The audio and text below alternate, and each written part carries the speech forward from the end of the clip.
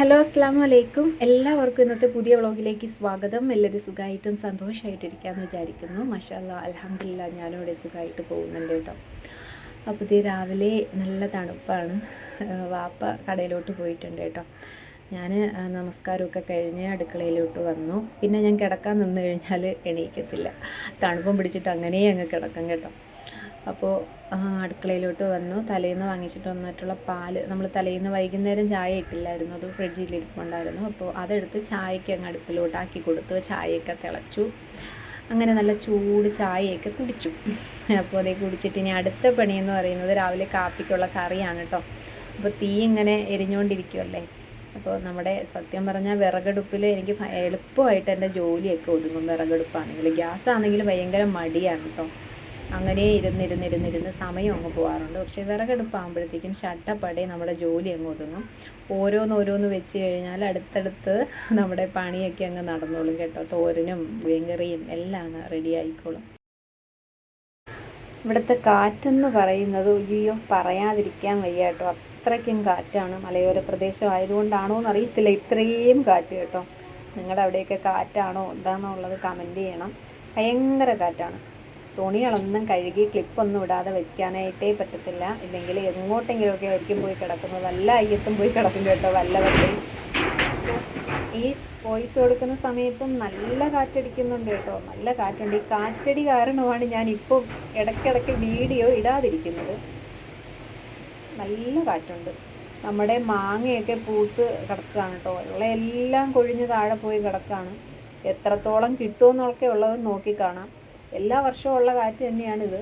എന്നാൽ ഇപ്രാവശ്യം കൂടുതലായിട്ടുണ്ടെന്ന് തോന്നുന്നു കേട്ടോ. നല്ല കാറ്റുണ്ട്, കൊടുങ്കാറ്റ് പോലെ. അപ്പോൾ നമ്മുടെ പണികളൊക്കെ ഇവിടെ നടക്കുന്നുണ്ട്. രാവിലെ ഞാനൊരു തട്ടിക്കൂട്ടി വെച്ചിട്ടുള്ളൊരു സാമ്പാറായിരുന്നു കേട്ടോ. പക്ഷേ നല്ല ടേസ്റ്റിയാണ്. നമുക്ക് പച്ചക്കറികളൊന്നും ഇല്ലെങ്കിൽ പോലും, വീട്ടിലങ്ങനെ ഒന്നും പച്ചക്കറി ഇരിപ്പില്ലെങ്കിൽ പോലും നമുക്ക് പെട്ടെന്ന് ഉണ്ടാക്കിയെടുക്കാൻ പറ്റുന്ന ടേസ്റ്റി ആയിട്ടുള്ളൊരു സാമ്പാറാണ് കേട്ടോ. നമ്മൾ പെണ്ണുങ്ങൾ എളുപ്പപ്പണിയാണല്ലോ നോക്കുന്നത്. അപ്പോൾ സാമ്പാറിന് വേണ്ടിയിട്ട് ഞാൻ കുറച്ച് പരിപ്പും സവോളയും അതുപോലെ ഒരു വഴുതനങ്ങ ഇട്ടില്ലെങ്കിലും കുഴപ്പമൊന്നുമില്ല കേട്ടോ. വഴുതനങ്ങ കിടന്നത് കൊണ്ട് ഞാൻ അതും കൂടെ ഒന്ന് വെട്ടിയിട്ട് കൊടുത്തതാണ്. നന്നായിട്ടൊന്ന് വേവിച്ചെടുക്കുക. അതിലേക്ക് സാമ്പാർ പൊടി ഇടുക. പിന്നെ കുറച്ച് പുളിവെള്ളമൊക്കെ ഒഴിച്ച്. കാറ്റ് കാരണം ഒന്നും വയ്യ കേട്ടോ. കാറ്റ് നോക്കിക്കൊണ്ടിരുന്നാൽ നമ്മുടെ വീഡിയോ ഒന്നും വരത്തില്ല കേട്ടോ. കാറ്റൊന്ന് ഒതുങ്ങി നിന്നപ്പോഴാണ് ഞാൻ വീഡിയോ എഡിറ്റ് ചെയ്യാൻ വേണ്ടി ഇറങ്ങിയത്. പക്ഷേ അപ്പോഴത്തേക്കും അങ്ങോട്ട് തുടങ്ങി. അപ്പോൾ അതേ സാമ്പാറിലേക്ക് സാമ്പാർ പൊടിയൊക്കെ ഇട്ടു, പുളി ഒഴിച്ചു, ആവശ്യത്തിനുള്ള ഉപ്പൊക്കെ ഒന്ന് നോക്കുക. അതിനുശേഷം കുറച്ച് കടുകും കൂടെ താളിച്ചു ഒഴിച്ചു കഴിഞ്ഞാൽ നമ്മുടെ കറി അവിടെ റെഡി ആയിട്ടുണ്ട്. ഇനി കാപ്പി ഉണ്ടാക്കാനായിട്ട് തുടങ്ങുകയാണ് കേട്ടോ. അപ്പോൾ 2 ദിവസം മുന്നേ നമുക്കൊരു കമൻ്റ് ഉണ്ടായിരുന്നു കേട്ടോ. നമ്മൾ ഈ മാവരയ്ക്കുമ്പോൾ, ഇഡ്ഡലിക്കും ദോശയ്ക്കും മാവരയ്ക്കുമ്പോൾ അതിൻ്റെ ഇതൊന്ന് കാണിക്കണേന്ന്, അളവൊക്കെ ഒന്ന് കാണിക്കണേന്ന് പറഞ്ഞിട്ടുള്ളൊരു കമൻ്റ് ഉണ്ടായിരുന്നു. ശരിക്കും ഞാൻ മറന്നുപോയി കേട്ടോ. അപ്പോൾ ഇനി അരി ഇടുമ്പോഴത്തേക്കും, പച്ചരി അരയ്ക്കാൻ ഇടുമ്പോഴത്തേക്കും ഞാൻ അതിൻ്റെ വീഡിയോ എടുക്കാം കേട്ടോ. അപ്പോൾ ഇതേ ഞാൻ അപ്പച്ചട്ടി അടുപ്പിലോട്ട് വെച്ചു. നല്ലതുപോലെ ഒന്ന് ചൂടായിട്ടുണ്ട് കേട്ടോ. ഇനിയിപ്പോൾ നമ്മൾ ഈ മാവ് അരച്ച് വെക്കുമ്പോഴത്തേക്കും ഇവിടെ ചെയ്യാറ് ഉഴുന്നും ചോറും പച്ചരിയും കൂടിയിട്ട് അരച്ചങ്ങ് വെക്കുക ചെയ്യുന്നത് കേട്ടോ. രാവിലെയാണ് തേങ്ങ തിരുമി ഇടുന്നത്. അല്ലാന്നുണ്ടെങ്കിൽ തേങ്ങ അരച്ച് ചേർത്താലും മതി കേട്ടോ. ഇവിടെ തിരുമി അങ്ങ് ഇട്ട് കൊടുക്കുക ചെയ്യുന്നത്. അപ്പോൾ കുറച്ച് തേങ്ങ മാവിലോട്ട് ഇട്ട് കൊടുത്തു, ഉപ്പും സോഡയൊക്കെ ഇട്ട് ഒന്ന് ഇളക്കി വെച്ചിട്ടുണ്ട്.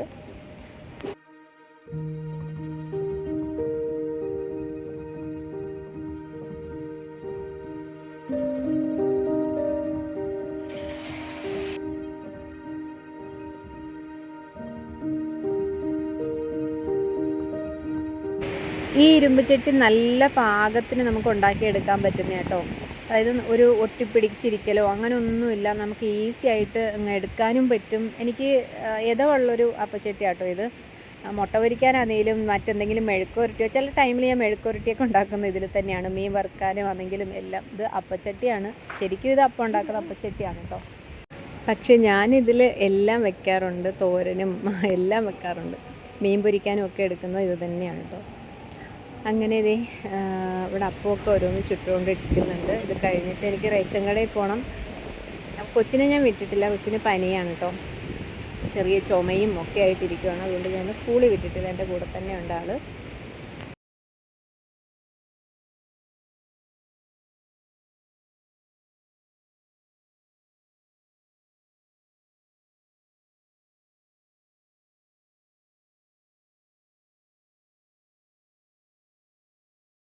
രാവിലത്തെ ചായ ഇട്ടതിൽ ഞാൻ എല്ലാം പഞ്ചസാര ഇട്ടിട്ടുണ്ടായിരുന്നു കേട്ടോ. വാപ്പാണെങ്കിൽ മധുരമില്ലാത്ത ചായയാണ് കുടിക്കുന്നത്, ഷുഗർ ഉള്ളതുകൊണ്ട്.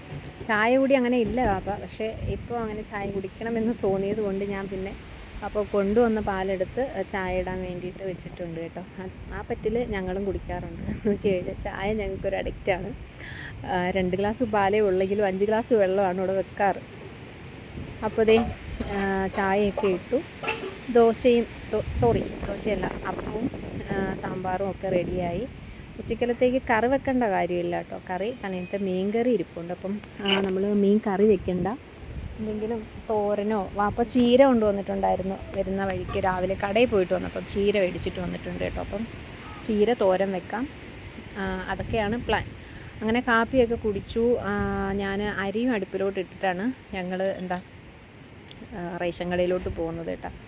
അപ്പം വരുന്ന സമയത്ത് ഇനി എങ്ങനെയാവും എന്നൊക്കെ ഞങ്ങൾക്ക് സംശയമുണ്ട്. കാരണം കാറ്റല്ലേ, തീ പെട്ടെന്ന് കെട്ടുപോകും, അരി കൊന്നു പോകും എന്നൊക്കെ ഉള്ളൊരു പേടി ഉണ്ടായിരുന്നു. പക്ഷേ ഇപ്രാവശ്യം നമ്മൾ പോയപ്പോൾ റേഷൻ കടയിൽ വലിയ തിരക്കൊന്നും ഇല്ലാത്തത് കൊണ്ട് തന്നെ പെട്ടെന്ന് തിരികെ പോരാനായിട്ട് പറ്റി.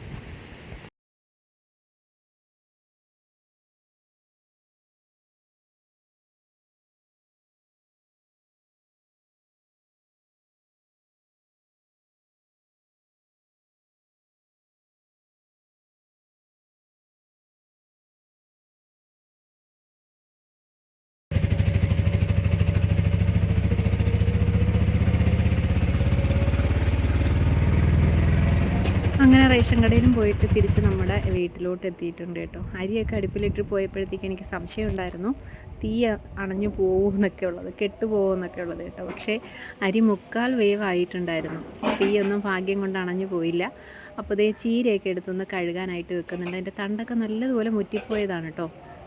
അപ്പോൾ മുറ്റിയ ഭാഗങ്ങളൊക്കെ ഞാനങ്ങ് വെട്ടിക്കളഞ്ഞിട്ടുണ്ട്. ബാക്കി നമുക്ക് കറി വെക്കാനായിട്ട് എടുക്കാം. ഈ തണ്ട് മുറ്റിയാലും നമുക്ക് കുക്കറിലോട്ടിട്ട് കുറച്ച് പരിപ്പൊക്കെ കാച്ചി അങ്ങനെ കറി വെക്കാനും ടേസ്റ്റാണ് കേട്ടോ. പക്ഷേ ഞാനതിന് മെനക്കിട്ടില്ല. ഞാൻ തണ്ടൊക്കെ അങ്ങ് മുറിച്ച് കളഞ്ഞു, കുറച്ച് തണ്ടൊക്കെ മുറിച്ച് കളഞ്ഞു കേട്ടോ. നമുക്ക് കറി വെക്കാൻ പാകത്തിന്, തോരൻ വെക്കാൻ പാകത്തിനുള്ള തണ്ടൊക്കെ അങ്ങ് മുറിച്ചെടുത്തു. അപ്പോൾ അവിടെ അരിയാണ് കേട്ടോ. കൊച്ചിന് മരുന്നൊക്കെ കൊടുത്തിട്ടുണ്ട് ഹോസ്പിറ്റലിൽ നമ്മൾ കൊണ്ടുപോയിട്ട്.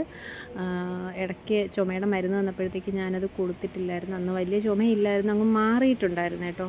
അപ്പോൾ ആ മരുന്ന് ഇരിപ്പുണ്ടായിരുന്നു, ഞാനതും കൊടുത്തിട്ടുണ്ട്. കുറവുണ്ട്, ഒരുവിധം കുറവുണ്ട്, കുഴപ്പമില്ല. അപ്പോൾ അതേ ഞാൻ ചട്ടി അടുപ്പിലോട്ട് വെച്ചിട്ടുണ്ട്. ഇനി നമുക്ക് ചോറ് ഊറ്റിയെടുത്താൽ മതി കേട്ടോ. ഞാൻ ചോറ് അപ്പുറത്തോട്ട് മാറ്റി വെച്ചിട്ടുണ്ട്, അത് അനിയത്തി ഊറ്റിയിട്ടോളും. അപ്പോൾ ദേ വെളിച്ചെണ്ണ ഒഴിച്ചു. അതിലേക്ക് നമ്മുടെ ആ തണ്ടുണ്ടല്ലോ, ചീരയുടെ തണ്ടിട്ടിട്ട് ആദ്യം ഒന്ന് വഴറ്റി കൊടുക്കുന്നുണ്ട്. കാരണം വേവാനായിട്ട് കുറച്ച് പാടുള്ളതാണല്ലോ തണ്ട്. അതുകൊണ്ട് തണ്ട് ആദ്യം ഇട്ട് കുറച്ച് ഉപ്പും ഇട്ട് വഴറ്റി കൊടുക്കുന്നുണ്ട്. അതൊന്ന് വഴണ്ട് വന്നതിന് ശേഷം ചീരയുടെ ഇല ഇട്ട് കൊടുക്കുന്നുണ്ട് കേട്ടോ. ഈ ചുവന്ന ചീര എനിക്ക് ഭയങ്കര ഇഷ്ടമാണ്. അതും പ്രത്യേകിച്ച് ചോറിലൊക്കെ വെച്ചിട്ട് ഇങ്ങനെ പൊതിഞ്ഞ് വെക്കുമ്പോഴത്തേക്കും ആ ഒരു കളറൊക്കെ ചോറിൽ പിടിക്കത്തില്ലേ, അതാണ് കൂടുതൽ ഇഷ്ടം. അപ്പോൾ ഇലയും കൂടെയൊക്കെ ഇട്ടിട്ട് നന്നായിട്ടൊന്ന് വാട്ടി കൊടുക്കുന്നുണ്ട്. അതിലേക്ക് ഇനി തേങ്ങയുടെ കുറച്ച് പച്ചമുളകും, കാന്താരി മുളകുണ്ടെങ്കിൽ കാന്താരി മുളക്, അല്ലെങ്കിൽ സാധാ നമ്മുടെ കറുപ്പച്ചമുളക് ഇട്ടാലും മതി കേട്ടോ. 2-3 അല്ലി വെളുത്തുള്ളിയും കൂടെയൊക്കെ ഇട്ടിട്ട് ചുമ്മാ അങ്ങ് ഒന്ന് ഒതുക്കി എടുത്തിട്ടുണ്ട്. ജീരകമൊന്നും ഞാൻ ചേർക്കാറില്ല ചീരയിൽ. വെറുതെ വെളുത്തുള്ളിയും പച്ചമുളകും തേങ്ങയിലിട്ടൊന്ന് ഒതുക്കി അതങ്ങ് ചതച്ചെടുത്തിട്ട് അതങ്ങ് ഇട്ട് കൊടുക്കുക.